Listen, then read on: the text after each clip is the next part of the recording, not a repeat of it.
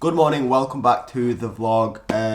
Before I start, congratulations to this person here. You are the winner of the £30 gift voucher. Someone said that they were confused which video they needed to comment on. Basically, I've just loaded all the comments from the videos of the past week and then randomly selected one winner. So guys, if you want me to continue doing this sort of thing, then keep supporting the videos and we can do more of this. Now you might be able to tell that I don't sound like my normal self today. I woke up this morning with a horrendous cold. I was out riding yesterday with a group and I just started to feel unwell, so I knew after that ride I was just coming home and doing absolutely nothing. I was just going to try and recover the best I could. So I decided not to film yesterday. I was actually out riding with Steve Lampier from JLT Condor, who is a super nice guy, super cool guy, who we are definitely going to have to get in the vlog in the future. And yeah, I woke up this morning again and my worst fears were true. I am like full of this cold. I've got a super croaky voice. My throat is killing me. So I thought, all right, let's take another day, completely rest. But I didn't want to go another day without uploading a video. So I thought I would do this little Q&A session. I've not done one of these in quite a long time, and there might be some new viewers now which want to ask me some questions. So without further ado, let's jump into the first one. Fergus Jones asked, what's the favourite climb you've ever ridden? To be honest, I haven't actually ridden that many like monumental climbs. I guess the most famous sort of known climb that I've done is Sacalobra over in Mallorca. I just love the alpine feel to it, the switchback corners. It definitely makes me want to go over to France and do some of the monumental climbs that you see in the Tour de France.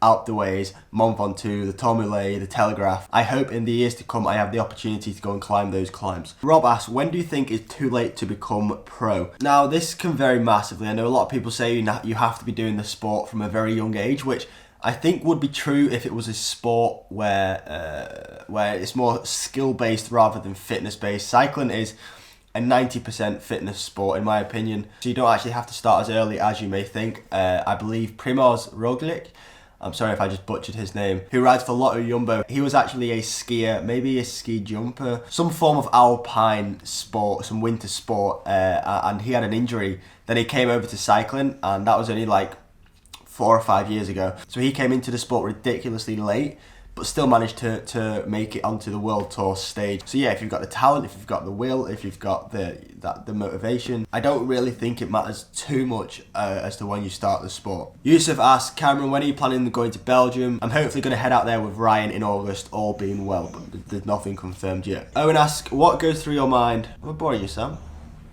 Sam, now you're just in front of the camera. Okay. Owen asked me, Cam, what goes through your mind when you're doing an effort such as a 5 minutes VO2 max?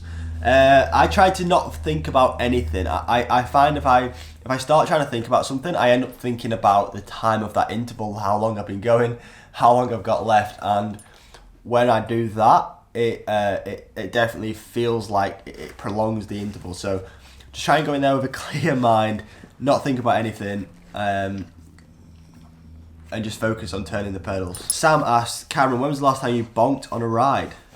And how far did you have to cycle home? The last time I actually bonked was on Saturday after the race. It wasn't necessarily because of the race that I bonked, it was more the duration of time that I was on the bike. Originally I was meant to be doing an hour in that morning, and then in the afternoon I was going to drive to the race and drive home. Therefore it would have been 2 hours of riding, broken up throughout the day. Are you okay? However, I then met Ryan, who was riding out, and decided to ride out with him. So I ended up doing about 4 hours of riding, and because I thought I was only doing that 1 hour in the morning, I only had one bottle and very little food. I got to the race, did the race, felt fine, and on my way back, the lights just switched off. That was purely because I didn't have enough bottles, enough fluids, and also not enough food to eat. But other than that, I very, very rarely bonk. And when I did bonk, it was like 4 miles from home. I just managed to get home. Roddy asks, any tips on becoming stronger and faster? You seem like you're pretty strong since you're a second cat. I'm first cat. Alright, it did say I think, so I'll let him off on that one. A single tip to become a better cyclist is, I would say it's just to race. If you're comfortable riding in a bunch, if you're reasonably fit, just race. I find my biggest gains are after I do a big block of racing. You know, racing really does make you a stronger rider. It pushes you to chase wheels. So yeah, if you've got the means, if you're able to, if you're skilled to, I would advise just racing more. What is the reason people train with heart rate? how can you use it to help you train better? So people train with heart rate because it's a much cheaper medium than using a power meter.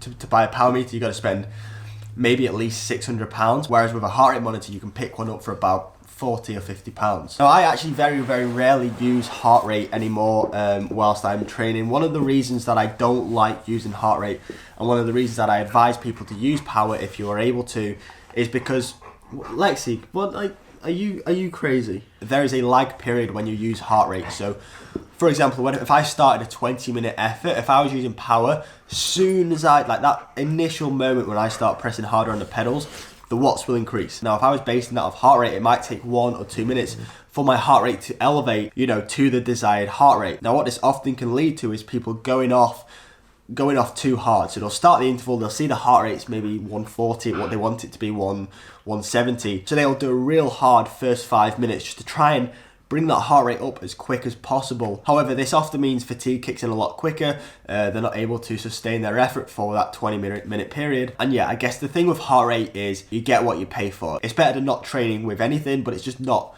quite as good and quite as accurate and quite as scientific as using a power meter would be. Gwillem asks how many times you go out riding in a week. I think on average about 6 days, so that's 1 day complete rest and probably another day, like a short recovery day, either between 5 or 6 times in a week. And that's normally of a time duration of between 10 and 15 hours. I think my average over the past 6 months has been about 12 hours, 30 minutes, something like that. Winter training camp this winter. Yeah, so I'm actually already starting to put plans in place for my winter training camp, where I'm going to go. I'm definitely going to go back to Girona again. I absolutely love Girona. I love the cycling culture. I love the cycling network. I also love the off the bike culture, the traditional Spanish Catalonian food, the people.